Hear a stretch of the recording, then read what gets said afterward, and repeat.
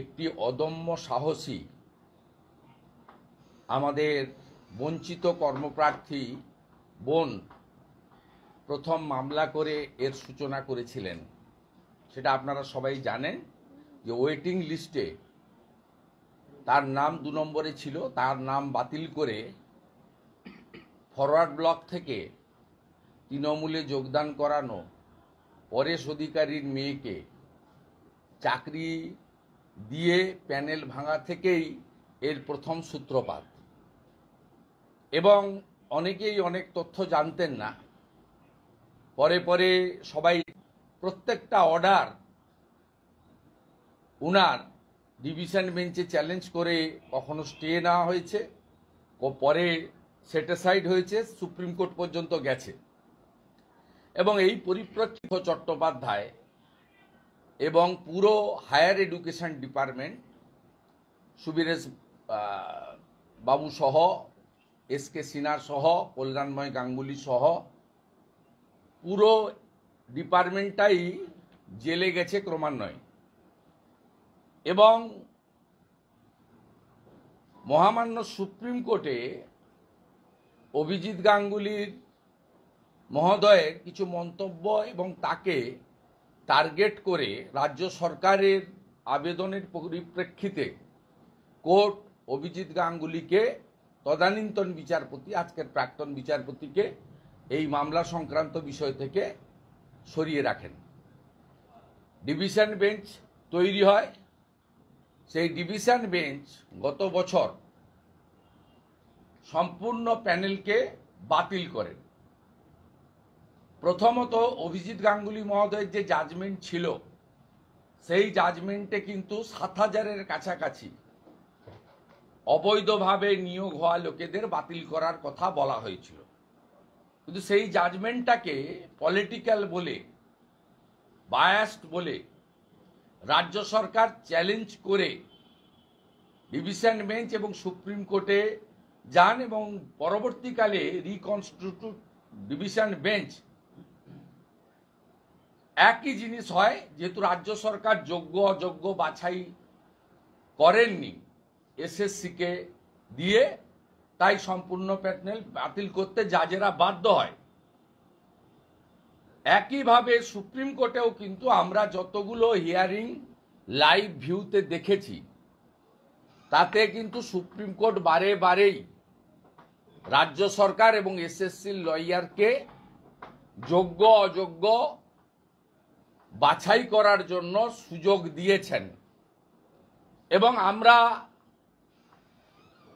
ভারতীয় জনতা পার্টির বিধায়করা, যা আমার সোশ্যাল মিডিয়া হ্যান্ডেলে আপনারা দেখেছেন, পুনর্বার আমি দেখাচ্ছি, 30 ডিসেম্বর এসএসসি অফিসে আমরা গিয়ে করজোড়ে বিনীতভাবে অনুরোধ করেছিলাম যে আপনারা 6-7 অযোগ্য বা অবৈধ অর্থের বিনিময়ে রিক্রুটমেন্ট রুলস বাদ দিয়ে নিয়োগ করেছেন, এদের আলাদা করুন, দিয়ে 18-19 হাজার যারা বৈধ তাদেরকে সেভ করুন। এসএসসির চেয়ারম্যান বর্তমানে যিনি আছেন মিট করেননি, পালিয়ে গেছিলেন। সচিব আমাদের সঙ্গে মিট করেছে। আপনারা দেখুন, আমরা সেদিন থেকেই বলছি, তখন 7ই জানুয়ারি ডেট ছিল।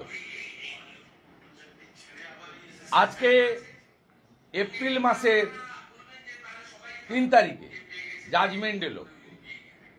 এই সুযোগ রাজ্য সরকারকে, যিনি প্রেস কনফারেন্স করেছেন, চোরের মায়ের লম্বা গলা।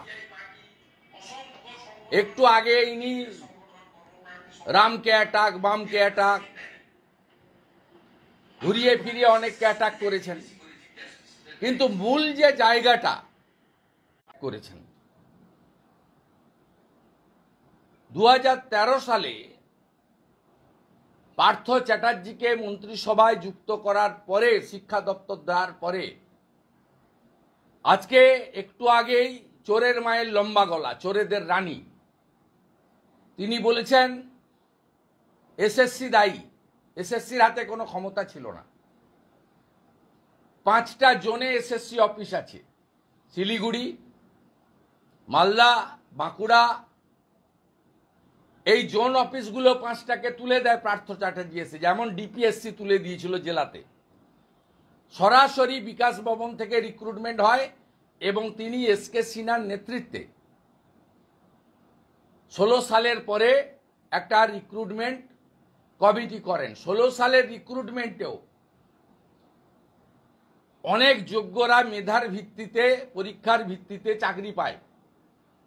আপনি মূল যে নিয়োগগুলো বিতর্কিত এবং অযোগ্য, যা মহামান্য তদানীন্তন জাস্টিস আজকের সাংসদ অভিজিৎ গাঙ্গুলির ইনিশিয়াল জাজমেন্টে বলা আছে, দেখবেন 18, 19, 20 সালে কোভিডের সময় অফিস খুলিয়ে SMS করে 18, 19, 20, 21 এই চাকরিগুলো দিয়েছেন। মমতা বন্দ্যোপাধ্যায় বলছেন আমি জানি না। তিনি চাকরি বাতিল নিয়ে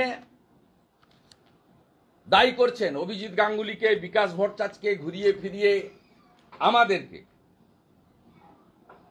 আমি আপনাকে বলি, আজকের যিনি ভারতবর্ষের উপরাষ্ট্রপতি আছেন, তদানীন্তন রাজ্যপাল, আজকে 188-এ রাজ্যপালকে নথি দেওয়া হয় না। এই রাজ্যপাল মহোদয় তেমন চুপ করে সহ্য করছেন।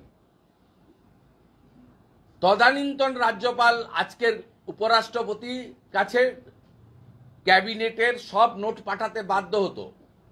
তিনি আটকে দিয়েছিলেন 5ই মে 2022 এই ক্যাবিনেটের নোট মমতা ব্যানার্জির কাছে অভিজিৎ গাঙ্গুলি মহোদয়ের প্রাইমারি জাজমেন্টের পরে পরেশ অধিকারীর মেয়েকে চাকরি দিতে গিয়ে প্রথম ধরা পড়ে এই হিউজ করাপশন। সেখানে চেয়ার করেছে কে? সেই মিটিংয়ে চেয়ার করেছেন Mamata Bandyopadhyay. Super numerary post. আপনি দেখুন, আমি তো আপনাকে ডকুমেন্ট দিয়ে যাচ্ছি, এই ডকুমেন্ট আপনি অন্য জায়গায় পাবেন না। তাতে কত আপনি দেখুন, in violation of merit of recommendation appointment were given beyond panel wait list, এবং এখানে অ্যাডিশনাল পোস্ট ক্রিয়েশন করার জন্য সিদ্ধান্ত নেওয়া হয়েছে। আপনি দেখুন যে ক্লাস 9-10 এর টোটাল অফ 12,905 ভ্যাকেন্সি, সেখানে আপনার পরিষ্কারভাবে এই সামগ্রিক পুরোটা মিলালে আপনার অতিরিক্ত শূন্য পদের জন্য প্রায় 6,000-এর কাছাকাছি নতুন শূন্য পদ ক্রিয়েশনের জন্য রাজ্য সরকারের পক্ষ থেকে মমতা ব্যানার্জির নেতৃত্বে এই ক্যাবিনেটে রেজুলেশন হয়েছিল। তার মানে মমতা ব্যানার্জি জানতেন যে 6,000 লোককে তার ভাইপো পার্থ চ্যাটার্জিরা মিলে অবৈধভাবে টাকার বিনিময়ে এবং নেতা নেত্রীদের আত্মীয়দের চাকরি দিয়েছেন। এবং আজকে অভিজিৎ গাঙ্গুলির জাজমেন্টকে যদি চ্যালেঞ্জ না করা হতো, তাহলে 19,000 যোগ্য কর্মপ্রার্থীর হা হুতাশ চোখের জল আমাদের এই বাংলায় দেখতে হতো না। আজকে ডিভিশন বেঞ্চ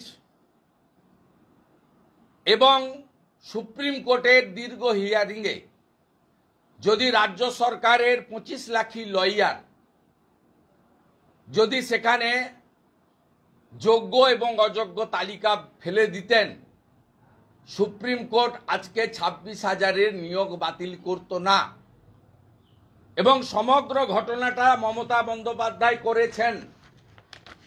তার নেতৃত্বে এটা হয়েছে। তাই ডিভিশন বেঞ্চ যে জাজমেন্ট দিয়েছিল তাতে অতিরিক্ত শূন্য পদ তৈরি করাটাকে একটা ক্রাইম বলে বলা হয়েছিল, যে হাইয়েস্ট লেভেল থেকে এই দুর্নীতি এবং ক্রাইমটা করা হয়েছে। কারণ মুখ্যমন্ত্রী ওই ক্যাবিনেটে চেয়ার করেছেন। ওই 5ই মে 2022 ক্যাবিনেটে উপস্থিত থাকা ল্যাম্পপোস্টরা সমর্থন করেছেন আর চিফ সেক্রেটারি ইনিশিয়েট করেছেন। মনীষ জৈন পুরো পরিকল্পনাটাকে পেপার বানিয়ে, নোট বানিয়ে, ভাইপোর একজন ঘনিষ্ঠ লয়ার তাকে রেখে এই নোট বানিয়ানো হয়েছে এবং মমতা বন্দ্যোপাধ্যায় ছাড়া এই ক্যাবিনেট রেজুলেশন হতে পারে না। তিনি চেয়ার করেছেন। আগে কি কি এজেন্ডা আসবে সেই এজেন্ডা মমতা বন্দ্যোপাধ্যায়কে অনুমোদন দিতে হয়। এটা ধরা পড়েছে দুভাবে। রাজভবনে পাঠিয়েছিলেন ফাইল, রাজভবন তদানীন্তন রাজ্যপাল আজকের উপরাষ্ট্রপতি জগদীপ ধনখড় অ্যাপ্রুভ করেনি। রাজ্য সরকার সুপ্রিম কোর্টে গিয়ে প্রাথমিকভাবে সিবিআই যে ইনভেস্টিগেশন অতিরিক্ত শূন্যপদ ক্রিয়েশন নিয়ে স্টে নিয়েছিলেন। এবং আপনারা দেখবেন এই যে জাজমেন্টে যেমন যোগ্যদের বাঁচানোর চেষ্টা রাজ্য সরকার করেনি, সাথে সাথে রাজ্য সরকারের সবচেয়ে বেশি কনসার্ন এবং তারা উদ্বিগ্ন ছিলেন অতিরিক্ত শূন্যপদ ক্রিয়েট করার জন্য, সিবিআই তদন্ত আটকানোর জন্য। তাই একটা স্পেশাল পিটিশন তারা লাগিয়েছেন চিফ জাস্টিসের কাছে। আজকে যে অর্ডার আপলোড হয়েছে তাতে অতিরিক্ত শূন্যপদ ক্রিয়েট করার জন্য দায়ী মমতা ব্যানার্জির full cabinet including chief secretary এইবারকে পথে বসালেন। 16 সালের 23 লক্ষ পরীক্ষার্থীকে আবার পুনরায় 9 বছর ডিটাচ থাকার পরেও অতি সত্বর 3 মাসের মধ্যে পরীক্ষা দিতে হবে এবং সেই পরীক্ষায় একাডেমিক, রিটেন এবং ভাইভা মিলিয়ে কাদের পরিণতি কি হবে কেউ জানে না। তারা যে চাকরি পরীক্ষার মাধ্যমে ফেরত পাবেন কিনা এটার উত্তরও দেওয়ার ক্ষমতা কারোর নেই। মমতা বন্দ্যোপাধ্যায় প্রেস কনফারেন্সে বলেছেন সুপ্রিম কোর্টের নির্দেশ আমি মেনে নিব। আপনি মেনে নিবেন কি? মানতে বাধ্য। আপনার চিন্তা 8 তারিখ নিয়ে, অতিরিক্ত শূন্যপদ নিয়ে। ওম প্রকাশ চৌতালার মতো আপনি সহ আপনার পুরো ক্যাবিনেট যদি ডিভিশন বেঞ্চের অতিরিক্ত শূন্যপদ ক্রিয়েশনের জন্য এই অর্ডার বলবৎ রাখে, সিবিআই বাধ্য হবে ঘাড় ধরে আপনাকে সহ আপনার পুরো ক্যাবিনেটকে জেলের ভিতরে ঢোকাতে। অতএব আপনি চিন্তিত 8 তারিখ, আর সুপ্রিম কোর্টের জাজমেন্ট বাতিল করার ক্ষমতা কারণ নেই। আপনি কি মানবেন? আপনি কোনো প্রশ্নের উত্তর দেননি আজকে। কেন অতিরিক্ত শূন্যপদ? আপনাদের সাংবাদিকদেরও অধিকার নেই ওনার সামনে প্রশ্ন করার। কেন পার্থ চ্যাটার্জি জেলে? উত্তর চাইতে পারেননি। কেন ব্রাত্য বসুকে সরিয়ে পার্থ চ্যাটার্জিকে আনার পরে 5টা জোন এসএসসি তুলে দেওয়া হয়েছে তার উত্তর আপনার জানা নেই। এসএসসিকে বাদ দিয়ে এসকে সিনহার নেতৃত্বে রিক্রুটমেন্ট কমিটি তৈরি করা হয়েছিল, যেখানে স্বাধীনতার পরে সমস্ত নিয়ম ভেঙে ওএসডি টু এডুকেশন মিনিস্টার সেই কমিটির মেম্বার ছিলেন। পুরো নিয়ন্ত্রণটা নিয়েছিলেন পার্থ চট্টোপাধ্যায় এবং 18 সাল থেকে 21 সাল পর্যন্ত দফায় দফায় দফায় এই অবৈধ নিয়োগগুলো আপনারা করেছেন অর্থের বিনিময়ে, রাজনৈতিক পরিচয়ের বিনিময়ে, তৃণমূলের বড় নেতাদের আত্মীয় স্বজন হওয়ার সুবাদে। এ গরিত অপরাধ। একটাই দাবি, দফা 1 দাবি 1, মমতার পদত্যাগ। শুধু পদত্যাগ নয়, আমরা আশাবাদী আজকে যে ভাষায় চিফ জাস্টিস বলেছেন, it's a crime organized by the administration, that means government. তাহলে মমতা বন্দ্যোপাধ্যায়ের ক্যাবিনেটও যাতে জেলে যায়, আমরা আশাবাদী। 8 তারিখে এই 26,000 যুবক যুবতী বিনা দোষে, কেউ লোভের বশবর্তী হয়ে আর কারো যোগ্যতা থাকা সত্ত্বেও যেভাবে তারা আজকে পথে বসলেন, তাদের পথে যিনি বসালেন সেই মমতা বন্দ্যোপাধ্যায়, তার ক্যাবিনেটের জেল চাই, গ্রেপ্তার চাই। এটাই বাংলার আওয়াজ। ভারতীয় জনতা পার্টির বহু জায়গায় যুব মোর্চার কর্মীরা ইতিমধ্যে আন্দোলন শুরু করেছে। আগামীকালও রাজ্য জুড়ে সর্বত্র জনগণের বিশেষ অসুবিধা না করে আন্দোলন হবে, আন্দোলনের তীব্রতা বাড়বে। আমি 26,000 যাদের চাকরি গেছে তাদের নাকি 7 তারিখে উনি কথা বলবেন। কি কথা বলবেন? আমি তাদেরকে বলবো যে মমতা বন্দ্যোপাধ্যায় কি কথা আপনাদের বলবেন, তার বলার কি আছে? যা সর্বনাশ করার তিনি করেছেন, তিনি কি বলবেন?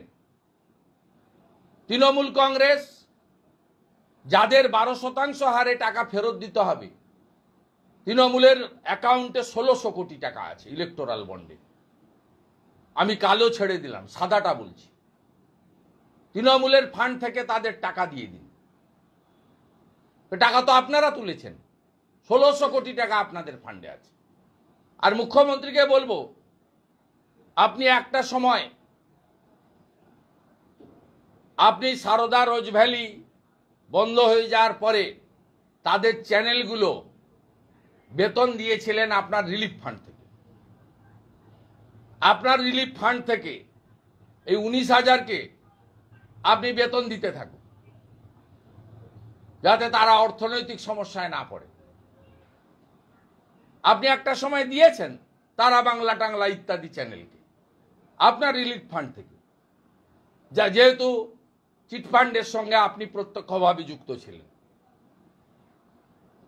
এবং ভারতীয় জনতা পার্টিও ইতিমধ্যে নিশ্চয়ই প্রদেশ সভাপতি ঘোষণা করেছে যে আমাদের রামনবমীর পরে কলকাতাতে বড় মিছিল হবে এবং পর্যায়ক্রমে নবান্ন অভিযান, সব কর্মসূচি এপ্রিল মাসের মধ্যে ভারতীয় জনতা পার্টির পক্ষ থেকেও আমরা নিচ্ছি। 19,000 প্রায় যোগ্য শিক্ষক শিক্ষাকর্মীদের পাশে আমরা আছি। তাদেরকে কথা দিচ্ছি যে কাজটা যোগ্য অযোগ্য বাছাইয়ের কাজ এসএসসি রাজ্য সরকার মমতা ব্যানার্জি চোরেদের বাঁচানোর জন্য করলো না, ভবিষ্যতে আমরা এই রাজ্যে মানুষের আশীর্বাদে ক্ষমতা পেলে আমরা এই কাজটা করব। কাগজ হারিয়ে যাবে না। ওএমআর মার্কশিট টেম্পার করেছিলেন, কিন্তু সিবিআইর কর্মপদ্ধতিতে তৎপরতায় তারা এটা পুনরুদ্ধার করেছে। পুড়িয়ে দেওয়া সত্ত্বেও তারা কিন্তু নতুন করে ওএমআর সব বের করেছে। আমি হ্যাটস অফ টু সিবিআই সিটকেও দেব যে তারা আপনাদের অনেকের সমালোচনা শোনার পরেও তারা কিন্তু কাজ করেছেন। তাই আজকের দিনে সবচেয়ে শ্রদ্ধা কৃতজ্ঞতা জানাবো অভিজিৎ গাঙ্গুলি মহোদয়কে, যিনি তার চাকরি জীবনের কয়েকটা মাস ছেড়ে দিয়ে মোদিজির সৈনিক হিসাবে চ্যালেঞ্জ গ্রহণ করেছিলেন তৃণমূলের। তৃণমূল বলেছিলেন ঠান্ডা ঘরে বসে উঁচু চেয়ারে দাঁড়িয়ে অনেক কিছু হয়, আপনি আসুন ময়দানে দেখা হবে। তিনি ময়দান বেছে নিয়েছিলেন তাম্রলিপ্তর মাটিকে, পূর্ব মেদিনীপুরের সংগ্রামী মাটিকে। আমরা ধন্য যে তাকে আমরা জিতিয়েছি। আমি আরো কৃতার্থ, নন্দনায়ক বাড় বুথে আমি 2024-এর লোকসভা ভোটে 25শে মে অভিজিৎ গাঙ্গুলিকে ভোট দিয়ে আমার আঙ্গুলে কালি লাগাতে পেরেছিলাম। তাই মমতা ব্যানার্জির পদত্যাগ, তার ক্যাবিনেটের গ্রেপ্তার এটাই একমাত্র সমাধান। এটুকু বলে আমি মিছিলে যাচ্ছি। মমতা বন্দ্যোপাধ্যায় বলছেন আমি বিজেপি মমতা বন্দ্যোপাধ্যায় বলছেন আমি বিজেপি ভারত সরকারের টার্গেট বুঝি। তারপরে বলছেন আগের সিজেআই স্টে করে দিয়েছিলেন, বর্তমান সিজেআই থেকে এইটুকু মানবিকতা আশা করতে পারি না, আইন তো বদলায় না, তাহলে এখন কিভাবে রায় আলাদা হলো? বাকিটা নিজেরাই বুঝে নিন। তার মানে উনি সরাসরি ওনার জাজমেন্টকে চ্যালেঞ্জ করছেন এবং ব্যক্তিকে তিনি সার্টিফাইড করছেন। আগের সিজিআই ভালো ছিল, এখনকার সিজিআই ঠিক নয়, এটাই বলতে চাইছেন ওনার মানে। তাই পরিষ্কার কথা, আপনি চুরি করেছেন, ধরা পড়েছেন, আপনাকে শাস্তি ভোগ করতে হবে। আমরা খুব অরিড, যোগ্য কর্মপ্রার্থীদের যেভাবে বঞ্চনা হলো, আর আমরা খুবই উদ্বিগ্ন যে লোভের বশবর্তী হয়ে যারা সুদসহ টাকা মেটাবেন তাদেরও অর্থনৈতিক পানিশমেন্ট হলো। যারা করালেন, যারা চাইলে যোগ্যদের বাঁচাতে পারতেন, আমি 30 ডিসেম্বর লিডার অব অপোজিশন হিসেবে আমি এসএসসিতে যা বলেছি আপনাদের প্রত্যেকের মোবাইলে আছে। আমার সঙ্গে এমএলএ অরূপ দাস আছেন, তিনি সেদিনও ছিলেন, তিনি পেশায় একজন প্রধান শিক্ষক, রিটায়ার করেছেন। আমরা গেছিলাম সেদিন, ইচ্ছা করে করলেন না। আজকে মমতা বন্দ্যোপাধ্যায় বলছেন অনেকে ডিপ্রেশনে চলে যাচ্ছে, কোনো অঘটন ঘটলে দেখবে কে? সেই জন্য উনি দেখবেন। উনাকে তো আমি দুটো প্রস্তাব দিলাম। যারা টাকা দিয়েছে আপনাদের লোকরাই টাকা নিয়েছে, আপনার পার্টি ফান্ডে টাকা এসেছে, আপনার 1600 কোটি টাকা যে ফান্ডে আছে, আপনি ভাইপো বসে ওদেরকে 12% সহ ওদেরকে পার্টি ফান্ড থেকে টাকা দিয়ে দেন। আর যারা যোগ্য তারা 3 মাস তো তাদের চাকরি যাচ্ছে না, তারা পরীক্ষায় বসবে, সুপ্রিম কোর্ট ফাইনাল বসবে, তারা পড়াশোনা থেকে দূরে আছে, অনেকে পাস করবে, অনেকে করতে পারবে না।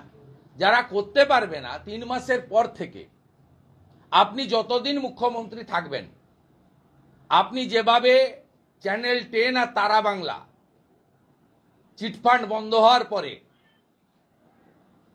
পেমেন্ট দিয়েছিলেন চিফ মিনিস্টার রিলিফ ফান্ড থেকে, এদেরও দিন 26-এ বিজেপি আসবে, আমরা যোগ্যদের তালিকা বের করে সেই তালিকা নিয়ে সুপ্রিম কোর্টে যাব, রিভিশন পিটিশন করব।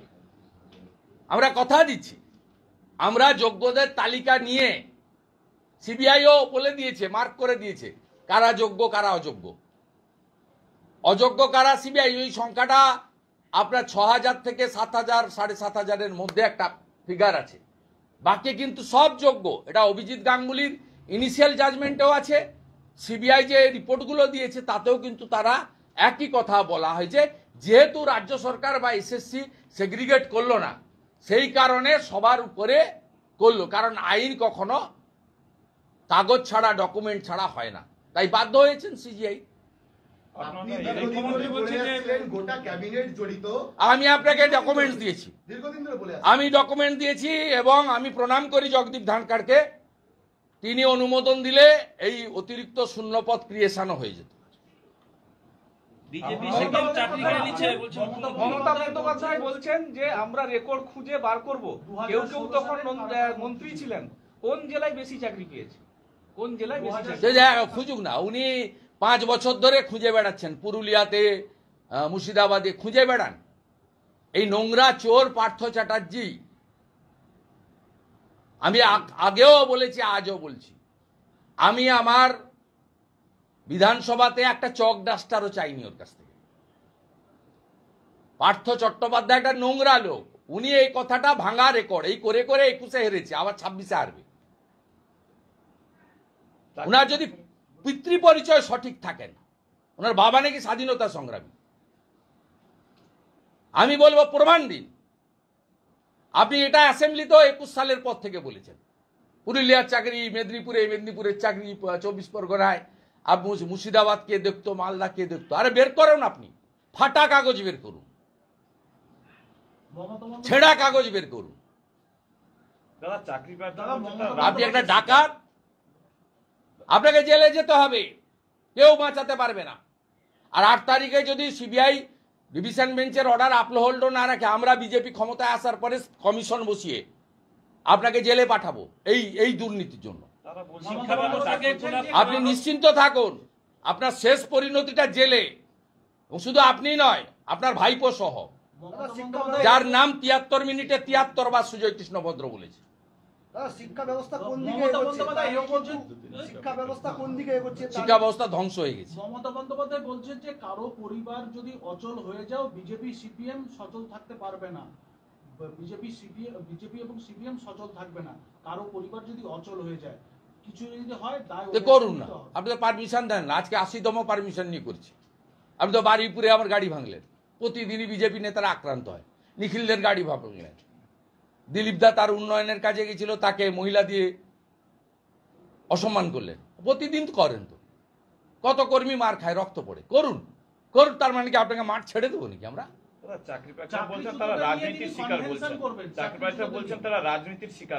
অধিকাংশ চাকরি প্রার্থী বলেছে রাজ্য সরকার এবং মুখ্যমন্ত্রী দায়ী। চাকরিচ্যুতদের নিয়ে তিনি আমাদের সঙ্গেও প্রচুর চাকরিচ্যুতদের নিয়ে তিনি 7 তারিখে সম্মেলন করবেন বলছেন। কি সম্মেলন করবেন, কি বলবেন তিনি কি বলবেন? চাকরি প্রার্থীরা শিক্ষিত লোক, তারা জানে। অভিজিৎ গাঙ্গুলি তো 7,000 সামথিংকে চাকরি অযোগ্য বলেছিল। 26,000 ফিগারটা হলো কার জন্য? মমতা ব্যানার্জির অহংকার। 220 জন এমএলএ আছে, পুলিশ আছে, গুন্ডা আছে, শকত মোল্লা জাহাঙ্গীররা আছে, শাহজাহানরা আছে। আমি মানেই সব, সংবিধান আমি, পশ্চিমবঙ্গ আমি, পতাকা পাল্টে দেব, জাতীয় সঙ্গীত পাল্টে দেব, হিন্দু শেষ করে দেব, যা খুশি করব আমি। এই যে ঔদ্ধত্য দম্ভ, এর জন্য হয়েছে।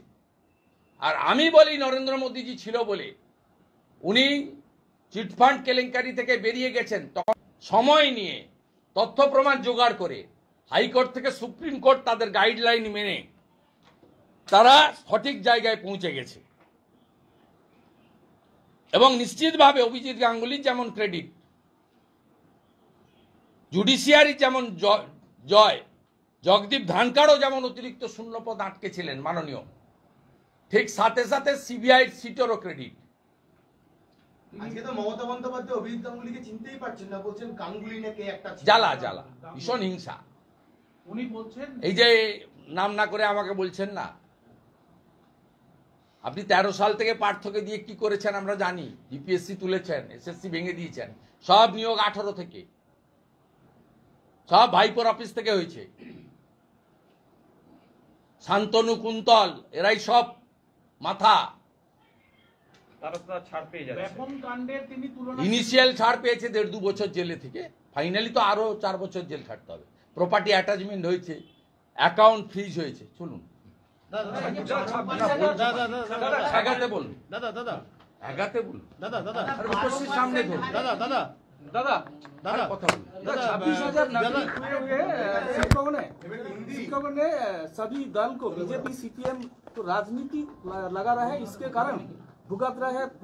सीधा ममता बनर्जी का रिस्पॉन्सिबिलिटी। इनिशियली जो जजमेंट आया x justice honourable member of parliament now, उसकी तरफ से 7,000 की करीब इलीगल था। ममता बनर्जी ने डिवीजन बेंच सुप्रीम कोर्ट करके आज फाइनली 26,000 का नौकरी खो दिया। इसके लिए पूरे के पूरा जिम्मेदार बंगाल सरकार है। और ममता बनर्जी का चेयरमैनशिप में 2022 5th में एडिशनल पोस्ट क्रिएशन करने के लिए कैबिनेट के मीटिंग हुआ था। उस मीटिंग में चेयर खुद सीएम ने की।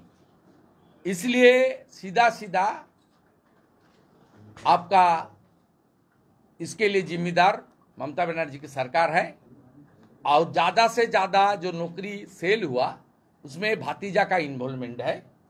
उनकी भातीजा और उनकी जो टीम कॉकस ये नौकरी बेचने का काम किया। दादा, ममता दी ने बोल रहा है कि एजुकेशन सिस्टम को बर्बाद कर रहा है बीजेपी और सीपीएम मिलकर। एजुकेशन सिस्टम को वेस्ट बंगाल में हर 8 से 80 सबको पता है। इसके लिए जिम्मेदार कौन है,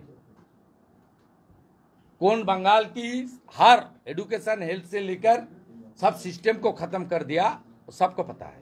छोटे छोटे बच्चे घर परिवार रो रहे हैं सिक्कों में, क्या होगा उनके संसार? ये देखिए, ये तो ममता बनर्जी को रिस्पॉन्सिबिलिटी लेना चाहिए। उनको जो इकोनॉमिक जो सफर करना पड़ेगा उसको भरपाई ममता बनर्जी को करना चाहिए। उनका पार्टी का बड़ा फंड है, करीब करीब 2000 करोड़ का फंड है, उसमें से वो डिस्ट्रीब्यूट कर दीजिए रुपया, कोई दिक्कत नहीं। दादा सेंट्रल में वॉकअप बिल पास हो गया, सेंट्रल में वॉकअप बिल पास हो गया, इस बारे में क्या? बहुत बढ़िया, आज राज्यसभा चल रहा है, सब लोग का उम्मीद है हिस्टोरिक डिसीजन। दादा आप इसके पहले भी बहुत बार ये बोल चुके हैं कि पूरे के पूरे कैबिनेट को गिरफ्तार करना आपको मैं चाहिए। एक पेपर दे दिया ना, हाँ। आपको मैं पेपर दे दिया, वो पेपर देख लीजिए ना, इसको आप इस कैबिनेट का नोट दे दिया ना, मैं तो डॉक्यूमेंट के आधार से बोल रहा हूँ। आज का जो वाइस प्रेसिडेंट है ऑनरेबल जगदीप धनखड़ जी, दीदेन गवर्नर, उन्होंने रोक दिया था। वो कैबिनेट का डिसीजन में गवर्नर को एक साइन मिलता है, उन्होंने साइन नहीं किया। ये ममता बनर्जी के अप्रूवल के बिना कैसे हुआ? ये ममता बनर्जी के अप्रूवल के बिना कैसे? अरे वो चेयर किया, इस मीटिंग में ममता चेयर किया, ममता जी। दादा She should लगातार go to the jail like Om Prakash Chautala. दादा लगातार हिंदुओं के ऊपर आक्रमण हो रहा है, लगातार हिंदुओं के ऊपर आक्रमण हो रहा है बंगाल में, हिंदुओं के ऊपर आक्रमण हो रहा है बंगाल में लगातार। जिस तरीके से कोऑर्डिनेशन मीटिंग के नाम पर डरा रहा है रामनवमी में, इसमें सरकार और एडमिनिस्ट्रेशन पूरा हिंदू विरोधी है, साबित हो गया है।